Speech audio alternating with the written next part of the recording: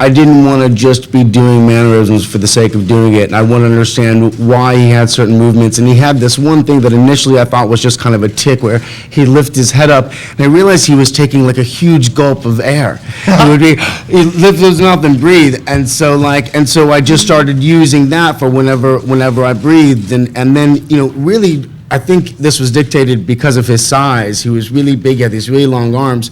He played around the back of the guitar.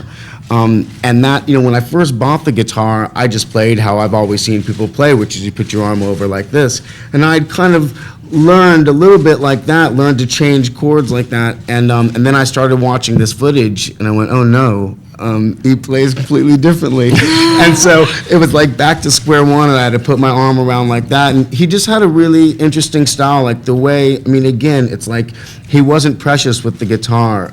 It was really amazing. I was fascinated by the movement, by his particular strum, like the kind of standard strum was the doom chicka doom, and he had this strange inconsistent variation on it that you really couldn't break down technically. It was impossible. I remember sitting with Kit, who taught both of us, and going like, I can't understand exactly what's happening here, because there were these odd little rhythms in between that he would do. And so first you just broke it down very technically and did the simplest version, which was doom chick, doom chick, doom chick, and then got to the point where I could move that faster. And then just he used to dance up and down the neck, which I just thought was so wonderful.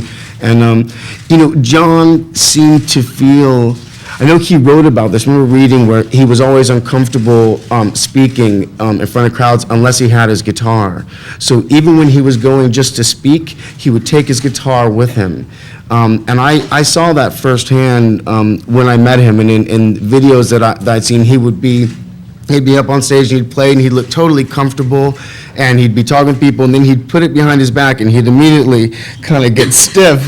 And it was so strange, but that's where he felt most comfortable. So, I started holding a guitar kind of no matter what I was doing. I always had a guitar. So I hope that answered a question. What was your first?